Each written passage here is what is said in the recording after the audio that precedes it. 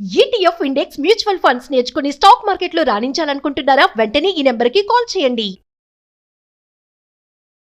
Hi hello నమస్తే, welcome back to Suman TV. ప్రస్తుతం మనతో పాటు ఉన్నారు ఎడ్యున్ కెరియర్ గైడెన్స్ డైరెక్టర్ వేణుగోపాల్ గారు. సార్తో మాట్లాడదాం.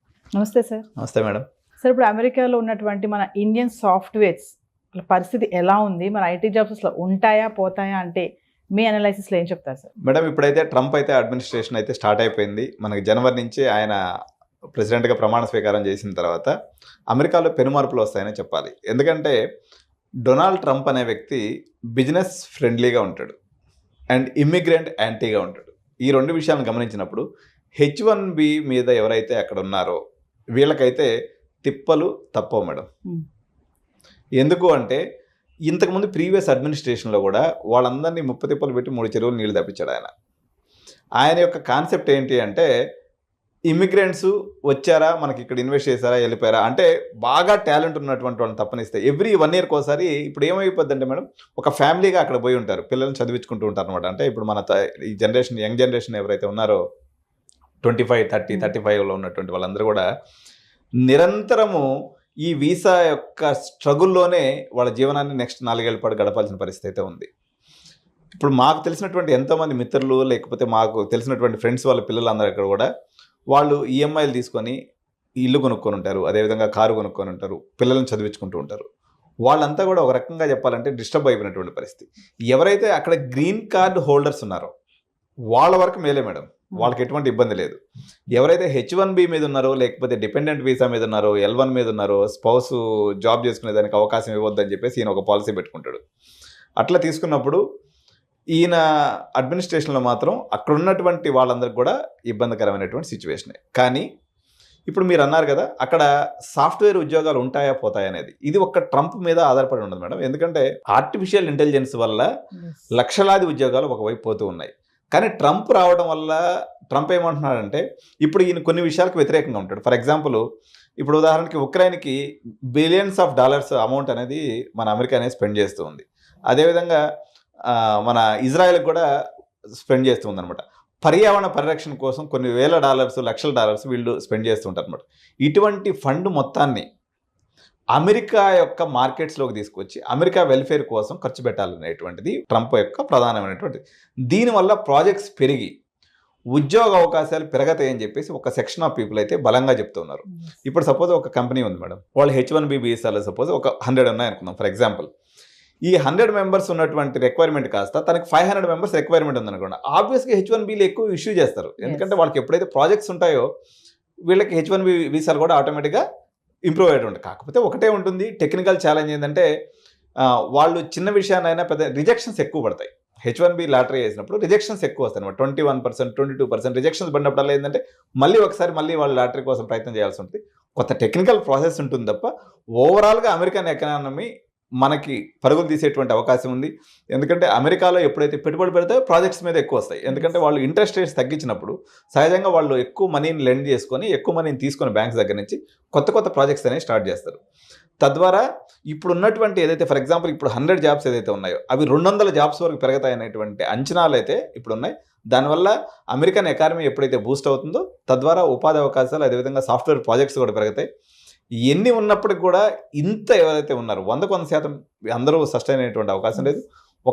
ఇప్పుడు ఉన్నటువంటి దాని మీద డబల్ మెరుగుదలే ఉంటుంది తప్ప ట్రంప్ వల్ల టెక్నికల్గా ఇబ్బందులు, H1B వీసా విషయంలో ఇబ్బందులు, వాళ్ళకి డిపెండెంట్గా ఉండేటువంటి వాళ్ళ విషయంలో ఇబ్బందులు, ఇటువంటి టెక్నికల్ ఇబ్బందులు ఉంటాయి తప్ప ఓవరాల్గా ఉపాధి అయితే మాత్రం పెరుగుతుంది తప్ప తగ్గిపోయేటువంటి అవకాశం ఏం లేదు మేడం. ఆల్రెడీ AI వల్ల లే ఆఫ్స్ వస్తున్నాయని మనం వింటూనే ఉన్నాం సార్. ఇప్పుడు ట్రంప్ రావడము అంటే ఈ రెండు ఒకేసారి యాడ్ అవ్వడంతో ఏం ప్రాబ్లం లేదని అంటారా మీరు జాబ్స్కి? అంటే యాక్చువల్గా ఏమైందంటే మేడం, అమెరికా యొక్క స్పెండింగ్ అనేది ఏదైతే ఉంటుందో చాలా డైవర్సిఫైడ్ సెక్టార్లో ఉంటుంది అనమాట. ఈయన బిజినెస్ ఫ్రెండ్లీ కావడం వల్ల ఇప్పుడు అమెరికన్ కంపెనీస్కి ప్రాజెక్ట్స్ రూపంలో, ఫండ్స్ రూపంలో ఇబ్బంది లేకుండా చేస్తాడు. ఎందుకంటే ఇలాన్ మస్క్ ఎవరైతే ఉన్నాడో ఆయన్ని కూడా ట్రంప్ అడ్మినిస్ట్రేషన్లో తీసుకొని అమెరికాని ప్రపంచంలో కల్లా గ్రేట్గా చేయాలనే కాన్సెప్ట్తో అన్ని కంపెనీస్కి ఫండ్స్ ఫ్లో పెరుగుతుంది, అదేవిధంగా ప్రాజెక్ట్స్ కూడా పెరుగుతాయి. కాబట్టి తద్వారా ఉపాధి అవకాశాలు పెరుగుతాయి తప్ప నష్టం లేదు. కాకపోతే ఈ యొక్క ఇబ్బందులు అయితే, వీసా ఇబ్బందులు అయితే కానీ తప్పేటట్లేదు, అందరికి కూడా ఉంటాయి. సో ఇప్పుడు ఈ ట్రంప్ విన్నింగ్ అనేది మన ఇండియన్స్ పైన ఎలా ఉంటుంది, అసలు ఇంపాక్ట్ ఎలా ఉంటుంది అంటారు ఓవరాల్ గా చూసుకుంటే? ఇక్కడ 2 రకాలుగా చూడాలి మేడం. ఒకటి ఇండియన్స్ పైన ఉండేటువంటి ఎఫెక్ట్, రెండోది ఇండియా పైన ఉండేటువంటి ఎఫెక్ట్. సో ఇండియన్స్ పైన ఓవరాల్గా తీసుకున్నప్పుడు న్యూట్రల్ ఎఫెక్ట్. అంతకుముందు మామూలుగా అనుకున్నాం కానీ నెగిటివ్ అవుతుంది అనేటువంటి కొన్ని అంచనాలు ఉన్నాయి, కానీ పెద్దగా నెగిటివ్ జరగకపోవచ్చు. కానీ ఓవరాల్గా ఇండియా మీద చూస్తే మాత్రం ఏ రకంగా తీసుకున్నా ట్రంప్ వల్ల మనకు చాలా లాభాలే. ఎందుకంటే ఓవరాల్గా ఇండియన్ ఎకానమీ డెవలప్ అవ్వాలి అన్నట్లయితే మనకి నియరెస్ట్ కాంపిటేటర్ వచ్చేసి చైనా మేడం. అతనికి చైనా అంటే సుతరాము పడదు. దీనివల్ల మనకు అనేక రకాలైనటువంటి విడిభాగాలు, ఓఈఎంస్ అంటారు అనమాట. ఓఈఎంస్ అంటే విడిభాగాల సప్లై ఏదైతే ఉందో దీనికి సంబంధించినటువంటి వేలాది ప్రాజెక్ట్స్ ఇండియాకి వచ్చేటువంటి అవకాశం ఉంది. దీనివల్ల మన ఇండియాలో పర్టికులర్గా మెకానికల్ చదువుకున్నటువంటి విద్యార్థులకి, లేకపోతే ఏరోస్పేస్లో చదువుకున్నటువంటి విద్యార్థులకి, ఏరోనాటికల్ చదువుకున్నటువంటి విద్యార్థులకి వీళ్ళందరికీ కూడా ఉపాధి అవకాశాలు వస్తాయి. కానీ వేరే సాఫ్ట్వేర్ పరంగా తీసుకున్నప్పుడు కొంత ఇబ్బంది. ఎందుకంటే ఈయన ట్యాక్స్ అనేది ఇంపోర్ట్స్ మీద విపరీతంగా పెంచుతానని అంటున్నాడు. ఈ ట్యాక్స్ ఇప్పుడు మనం తయారు చేసేటువంటి సాఫ్ట్వేర్లో దాదాపు 70% సాఫ్ట్వేర్ ఎక్స్పోర్ట్ టు అమెరికా అనమాట. ఎప్పుడైతే వాళ్ళు ట్యాక్స్లు పెంచుతారో ఆటోమేటిక్గా మన కంపెనీల యొక్క ఫినాన్షియల్ అనేది క్రంచ్ వస్తుంది వీళ్ళకి. తద్వారా వీళ్ళు ఏం చేస్తారంటే కంజ్యూస్గా తయారవుతారు. వాళ్ళు ఎప్పుడైతే కంజ్యూస్గా తయారవుతారో మన సాఫ్ట్వేర్ ఎంప్లాయీస్కి ఇంక్రిమెంట్స్ ఉండవు, కొత్త వాళ్ళని తీసుకునేటువంటి శక్తి వాళ్ళకు ఉండదు. ఈ ఇబ్బందులు అనేది ఉంటుంది. ఎందుకంటే సస్టైనబిలిటీ అనేది వీళ్ళకి తక్కువ అయిపోతుంది అనమాట. ఎందుకంటే వాళ్ళు ట్యాక్స్ పెంచడం ద్వారా. సో ఈ ఇబ్బంది అయితే మనకు ఉంటుంది. అయినప్పటికీ ఆయన ఏమంటున్నాడంటే 60% ట్యాక్స్ని చైనా నుంచి వచ్చే ప్రొడక్ట్స్ మీద వేస్తాను, అదేవిధంగా వేరే ఇండియా నుంచి వచ్చే వాళ్ళకి మాత్రం 20 నుంచి 25% ట్యాక్స్ వేస్తానని ప్రజెంట్ తను ఎలక్షన్ టైంలో చెప్పినటువంటి మాట. అదే నిజమైనట్లయితే కంపారిటివ్లీ మనం లాభపడతాము కంపేర్ టు చైనా. కానీ సాఫ్ట్వేర్ పాయింట్ ఆఫ్ వ్యూలో మాత్రం ఫైనాన్షియల్ క్రంచ్ అనేది కొంత సాఫ్ట్వేర్కి వచ్చేసింది. ఆల్రెడీ ఏఐ ఉపద్రవం ఉంది. 4 సంవత్సరాల నుంచి అసలు ప్లేస్మెంట్స్ అన్న మాటే లేవు.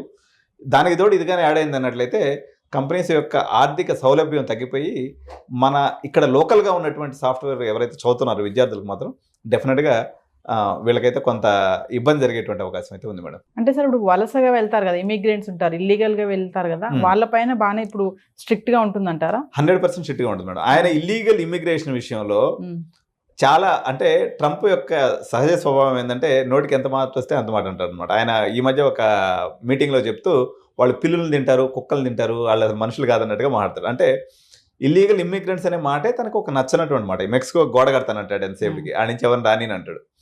అందువల్ల ఇక్కడ 2 రకాల ఇబ్బందులు ఉన్నాయి.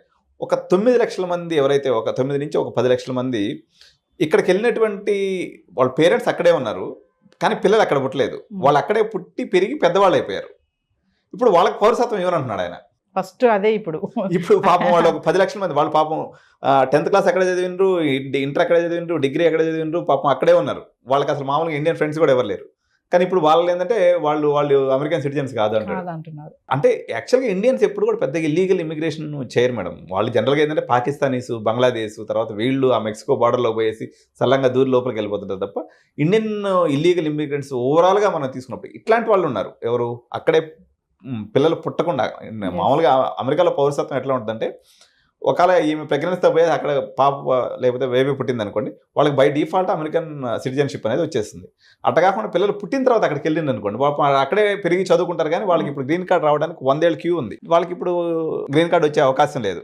సో ఈ గ్రీన్ కార్డు విషయంలో ఆయన ఒక పాలసీ తీసుకుని ఏదైనా ముందుకెళ్తే ఆయన 2 రకాలుగా చెప్తాడు. నేను ఇక్కడ నుంచి డిగ్రీ చదవడానికి వచ్చిన వాళ్ళందరికీ గ్రీన్ కార్డు ఇచ్చేస్తానంటాడు, ఇమిగ్రేషన్ మొత్తాన్ని తాడదీస్తానంటాడు. మరి ఆయన గ్రీన్ కార్డు విషయంలో అయితే నాకు తెలిసి బెండగాడు. ఎందుకంటే ఇప్పుడైతే అక్కడ ఉన్నటువంటి ఈ 9 లక్షల మందికి ఇల్లీగల్ ఇమిగ్రెంట్స్గా ఉన్నటువంటి వాళ్ళందరినీ కూడా హోమ్ల్యాండ్ సెక్యూరిటీ అంటారు.